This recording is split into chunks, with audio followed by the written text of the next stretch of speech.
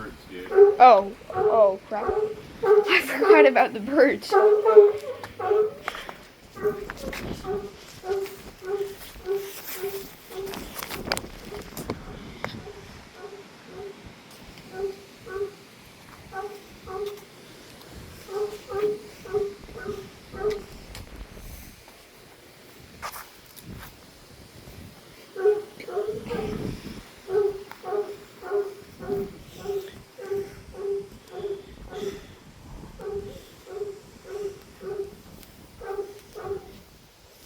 That dog is so annoying. Yeah, he is. Shut up! Shut up!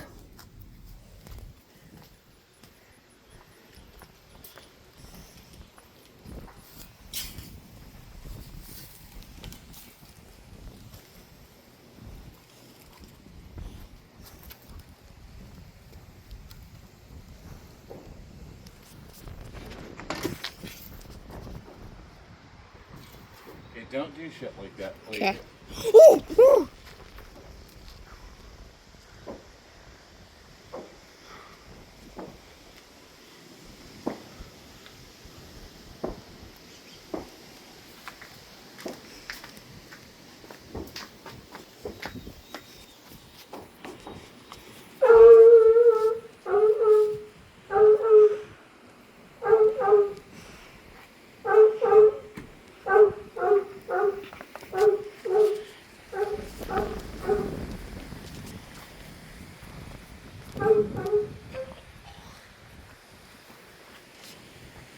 Alright, here we go. Oh, how pretty.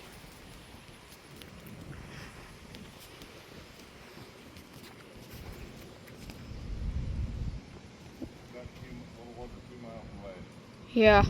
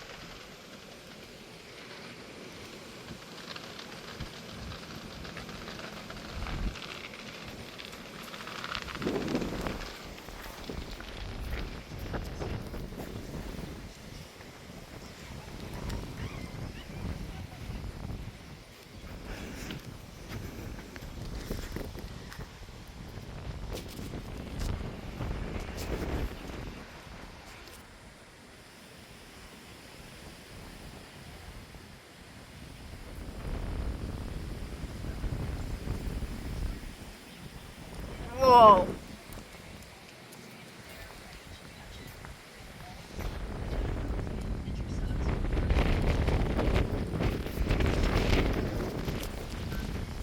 I'm gonna go to the back where it's more clear so there's not as many houses in the way. By any means necessary. Other people think that he was the a-hole, saying that he stole that shirt from that woman in a very disrespectful way. Some people even asking him, what if a man did that to your dog? So me, I'm kind of in the middle. In my opinion, a t-shirt toss at a public event is a bluff. I was screwing with Duke. Stop, come on, outside.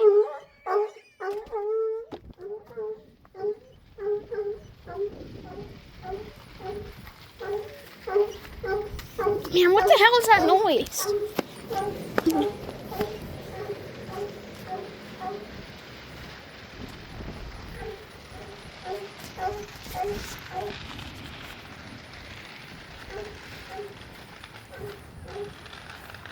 Oh, it's fireworks.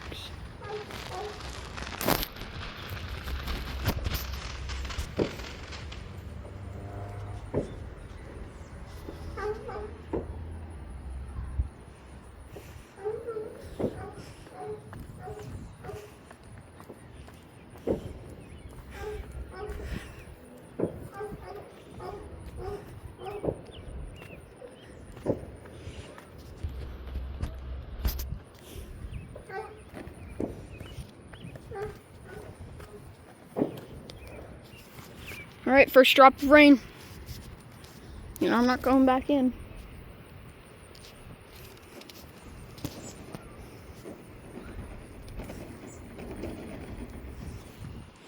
Not when all this money's coming down.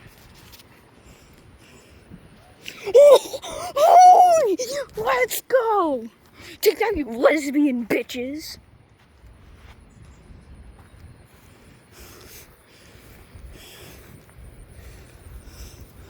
Oh, I'm bisexual. Shut the fuck up, dude. Yeah. Oh, I'm bisexual. I can have sex with my same sex. Yeah, well, I can stretch my ball sack over my head.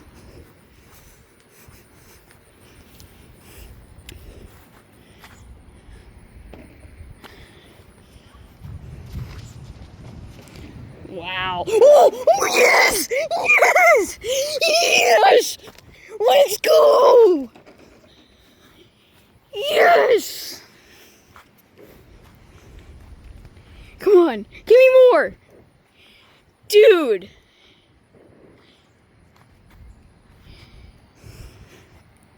Swear to God, if I didn't get that, you have no idea how... Well, I don't swear to God, but... You know what I mean. I swear, if I didn't get that, that's just... Wow. Whoa. Screw anyone who ever says thunderstorms are scary, not pretty. Scary, not cool. They're cool, they're pretty. Damn it, I missed that.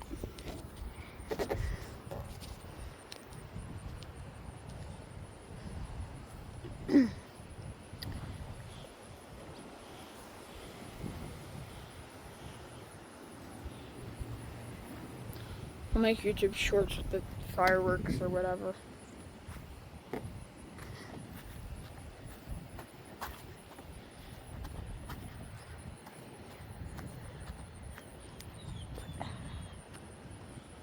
Ah!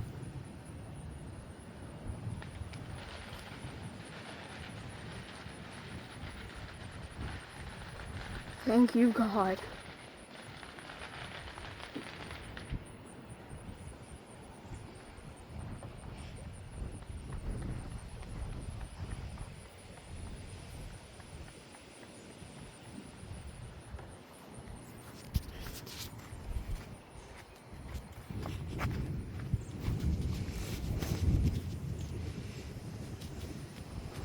Stupid fucking lesbians. You guys want to challenge me? You guys don't have the guts to go out here and do what I'm doing. Please tell me. Yep, I got that.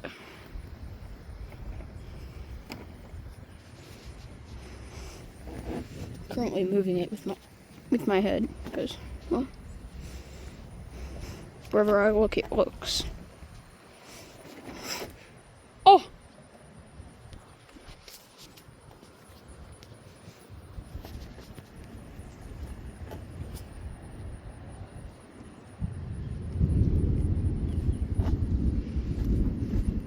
Swear to God,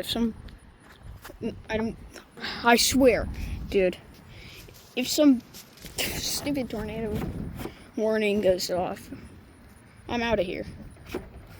Speaking of which, is that a funnel? Okay, I'll also have to keep my eyes on the sky for circulation. Yeah, I get it. I'm a weather nerd. This is way better than the first one. So yeah, take that, you lesbian bitches. It's fine. It's behind the clouds anyways. I'm getting the good shit.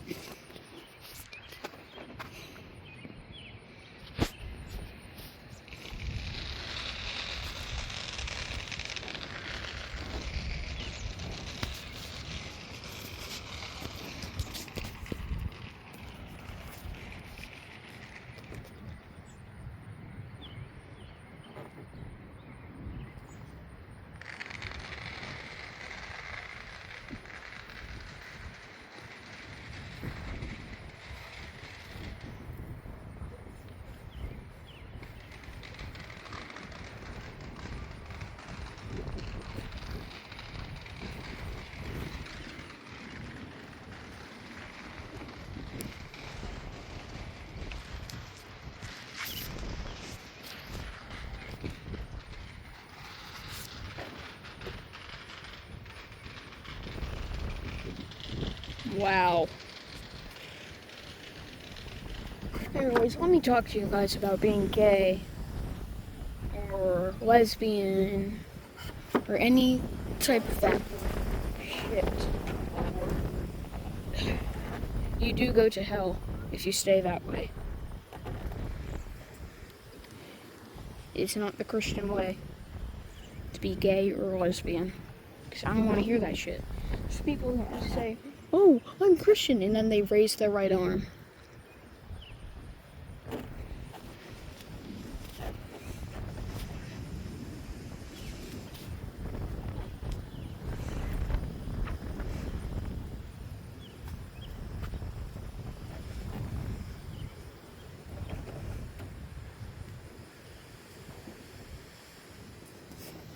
So go ahead, try to find me. I have plenty of shit to keep you guys away. Try to hurt me. Let's just say there's gonna be a 1 centimeter diameter hole between your eyes. So yeah, if you come to my house, it better be for good reason. And not to hurt me. Like, you can just come to say hi, but yeah. Can't believe a short of a gummy snake got like 1,000 views. Oh my god. Come on, Duke. Come here, pal.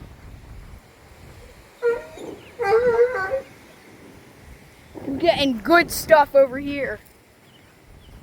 I'll have to show you the video once I'm done.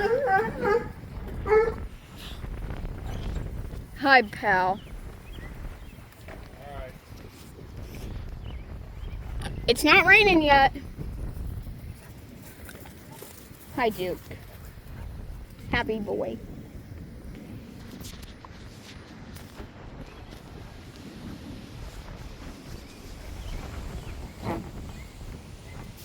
There's a big thunderhead.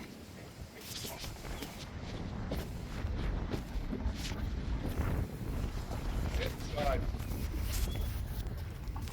Can I still record from the window? Thank you.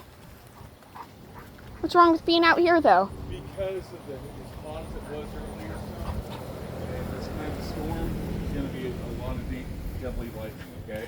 Inside, please. Okay. Let's go inside, Duke.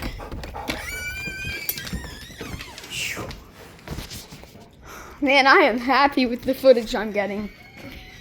This is good lightning. What do you want for dinner? I'm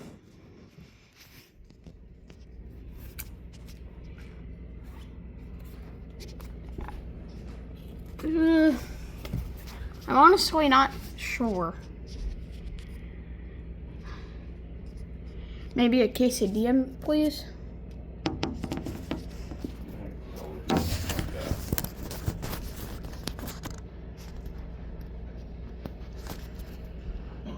It's nice and cool in here.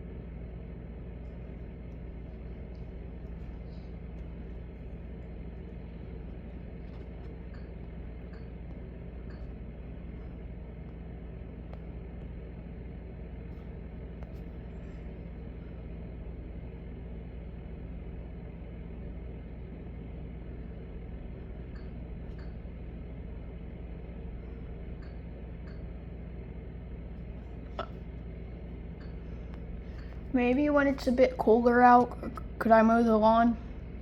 Yeah, tomorrow it should be colder. And if nothing else, probably just during the week. Okay.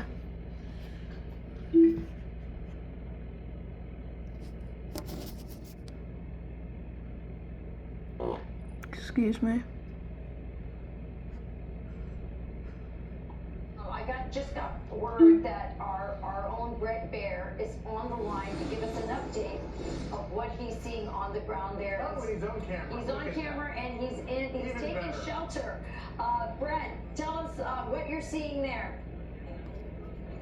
Yeah, setting up this remote shot, but we evacuated essentially for safety according to Secret Service. We were in this giant metal structure where our set was, and they brought us over to basically a trailer, and we walk in here, and we are in a trailer with World War II veterans. So we have spent the last 30 minutes or so talking to World War II veterans. This gentleman over here, 107 years old, right there, he served in the Navy, heard his stories. We talked to a bunch of World War II vets for their service. Sir, where did you serve? Europe. Where, sir? The tank destroyer gunner in France, Holland, south of the Bulge, and Germany. How about that? Can I ask you, sir, how old are you? I'm only 103. You're only 103. You're 103 young. I'm not young. What's the secret? What's the secret? Well, I was one of 13 children, born number 6. There were 7 girls and 6 boys. I had the best parents I could have. They taught me how to live. That's awesome. What about when you say to people, America 250, what it means to you today? What it means to you? The means that we do so many countries. We had civil wars and things like that. The correct thing, the way we wanted it, we got it. We got it. Today, I'm just so happy with this meeting because all the people here are so glad to be free. And to be, to love America, I love that. And you know, the reason we have that freedom is because of people like you, sir. Thank you for your service. Thank you. You're going to be recognized on stage when this thing starts over. All right, thank you. So, there you go. This is what it's all about. Harris Parker, come on in here. So we're, no, this is our microphone right here. There we go. How cool is this? Oh, this is amazing. You're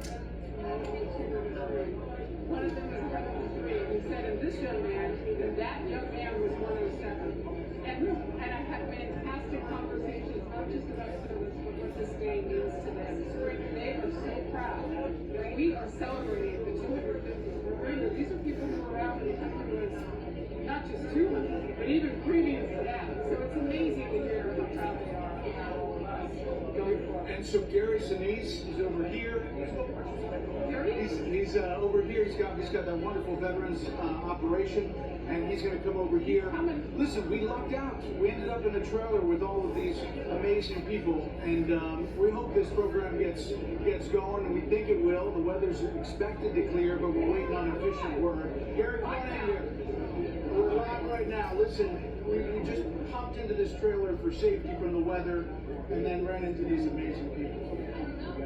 World War II veterans.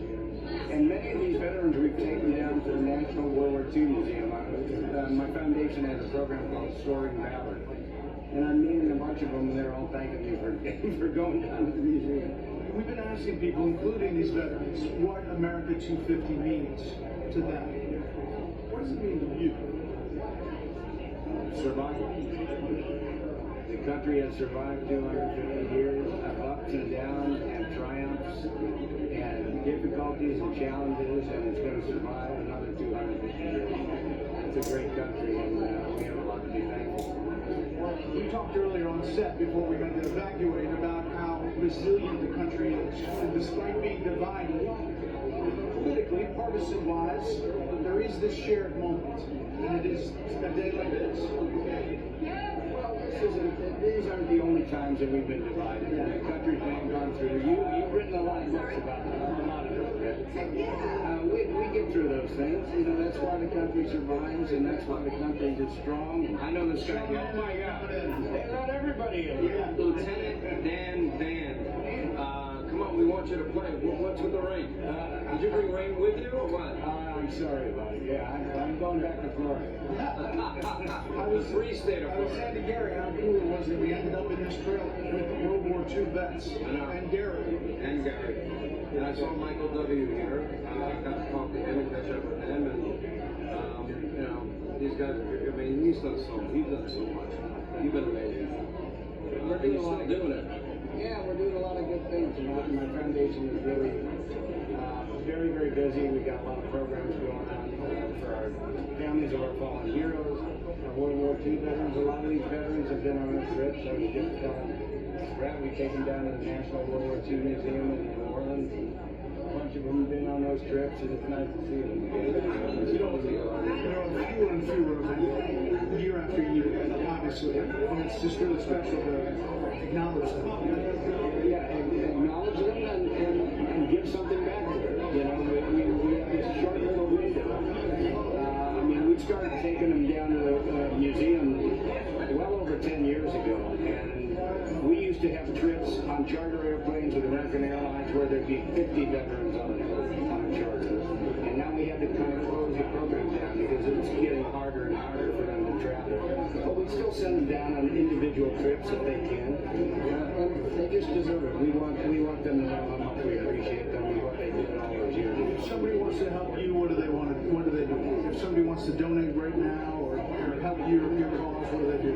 They would go to GarySineseFoundation.org. We have multiple programs on multiple fronts, doing all kinds of things there. There's many different ways that you can support the men and women for our country, our families, our first responders, all of that. Just go to GarySineseFoundation.org and see a lot of great videos and look at the program page. I'm hoping he gets on air tonight. I want to see him on stage. I know. We'll see. Mother Nature, we'll see. I think it's going to pass, don't you? I think that's all the lightning. Okay, I'm gonna stop the video here. And I'll keep recording if there's more lightning. Peace. Like and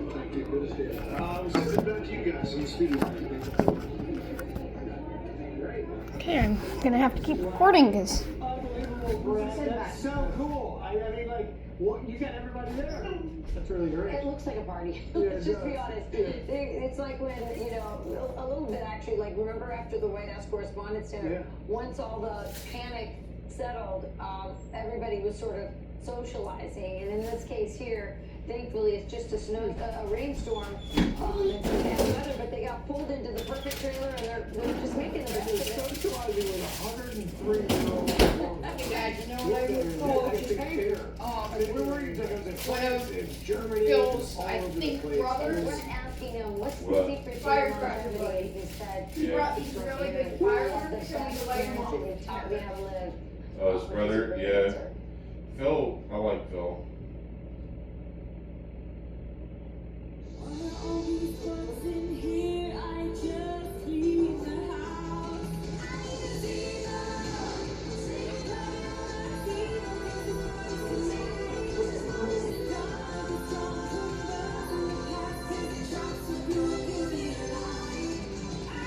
Vivo is 5 times more attractive to flies, working 24/7 to kill 99.9% of bugs trapped, with no odor and no mask.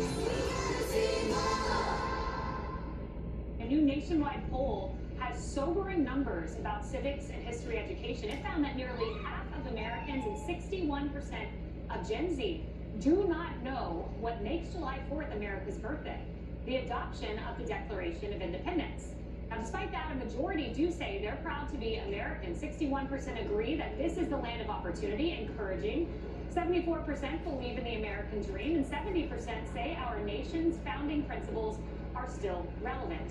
But while the general population is evenly split on capitalism versus socialism, more of Gen Z say they favor socialism. Hopefully we can reverse that. Look, Lisa, one thing that I'm encouraged by is when I look at the age of Gen some of Z our founders sucks. and the signing of the Declaration of Independence, James Monroe was 18, Alexander Hamilton's 21, James Madison was 25, Thomas Jefferson 33. So you can be young and, hey, found America. Young and not dumb, right? So we love that. also maybe gives us hope for future generations. Hopefully we get some more young patriots like that stepping up for political office here in this country. Look, I will take a little bit of ignorance as long as they're still patriotic. What's dangerous is some of the things we've seen over the years with things like the 1619 Project and this critical race theory, this idea of placing 1619 at the center of the American story instead of 1776, because the whole point of it is to teach young people to believe that America was rooted in oppression, division, racism, that we are an irredeemable country, and not the things that bring us together, like equality and liberty and these God-given freedoms that we've been given, not government given. And so I think that's in part of why, you know, we talked last segment about some of these socialists, these communists that are rising up on the left. Part of it is some people coming here from third world countries who have been taught to hate America, but then also a lot of these wealthy young people who have been taught in schools to hate America, right? And that should be troubling to everyone. So, you know, I guess if they're going to be ignorant, at least love America. So we'll take you. Yeah, Emily, I think we really need to make an effort to teach the next generation. You know, I tried to make today special. My kids don't ever eat donuts for breakfast. They had their first donut for breakfast today because it's at America 250. I have special America 250 kids drinks for them planned, adult beverages aside. And then tonight they're going to do sparklers for the first time because I want to sear into their memory today and what it means with special little things so that they remember and they're not part of the socialism crowd. That's right. Your influence is the strongest thing you can ever do for your children. And if they are not being influenced in the home, they are being influenced elsewhere. Present yourself as the expert on all things or find the answers together, because otherwise they will seek other experts.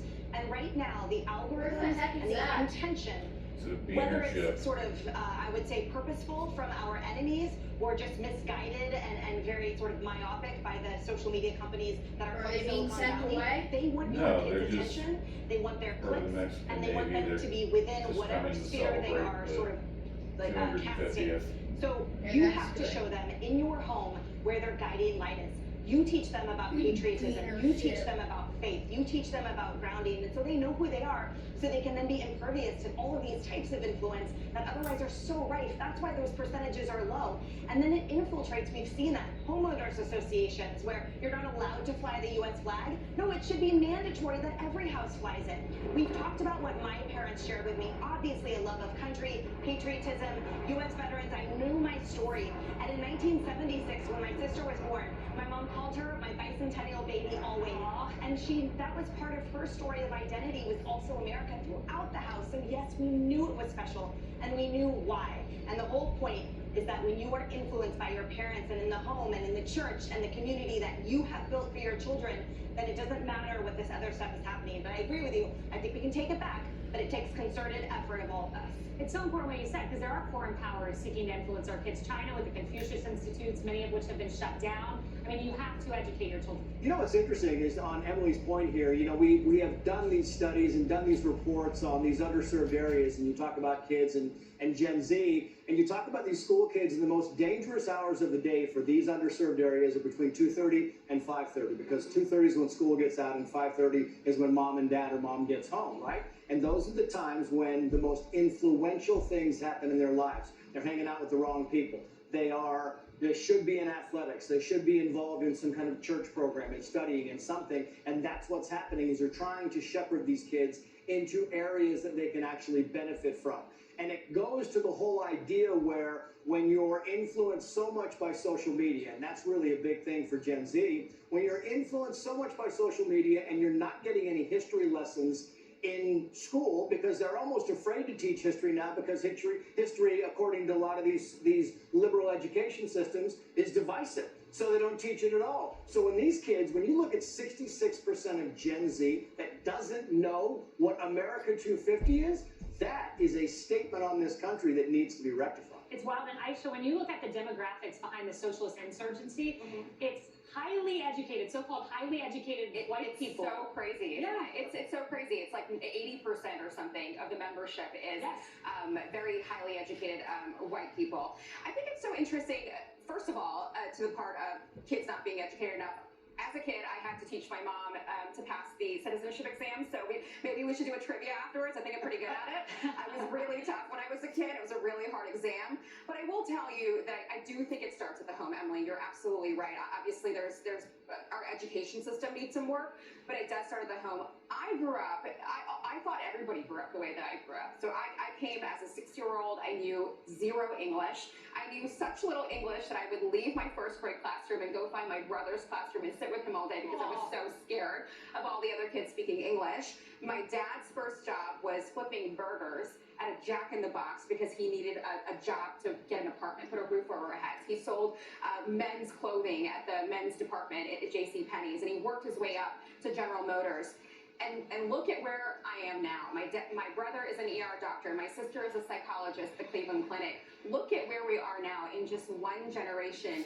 That is what it means to be an American. It's a land of opportunity. It's a land where anything is possible. And that is what we should be teaching our kids in the next generation, is that you They're can the ones truly that become contribute. anyone in one generation. I truly can't believe, what has happened to me. And I know my And family shoot out watches babies and sees and all the crazy fucking- things that I do and all the places I go around the world. How could that have happened to somebody, a little immigrant girl that came over speaking a lick of English, to where I am now? If that is possible, that's possible for any kid out there. Can I That's quickly the American say, dream. yeah, that's the American dream. And what I heard you That's say why, is and that I'm your sure favorite right now leader you wanted probably to be hear some part of the kids of in the your American class story, are, want to be a part of the American dream, want to Yeah, be and part shit of like it. that. And that's what it is. Do you have some kids in your class that are anti-American? In my family's past, my grandparents were so. refugees, Okay. lost Unless everything you're talking when about partition World Cup, happened. then But yes. never once did I hear Well, my grandparents or my mother and father talk about Yeah, being a well, victim. fuck 'em. Not once, and I Yeah. think that's the difference. Yeah, it's Vice President J.D. Vance too, right? He comes from poverty and the Rust Belt, raised by a grandmother who didn't make it. Penis. There you go. Yeah, and now he's the Vice President of the United States. That's amazing, amazing achievement. Hi, Duke Penis boy. He's a Duke Penis.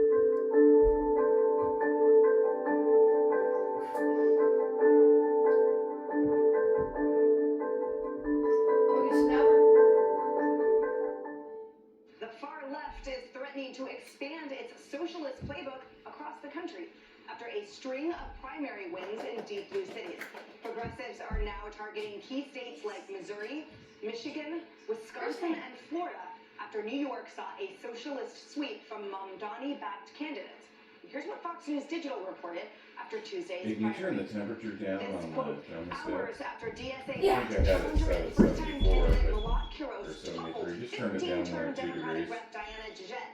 In Tuesday's primary in Denver's Deep Blue 1st Congressional District, former This feels warm in Representative here, Cory Bush doesn't it? of Missouri pledged on social media on August 4th, St. Louis will do the same. And the Well, DSA I'm gonna end it here now. capitalism on this independent So long, guys. state, quote, Hope you enjoyed. socialism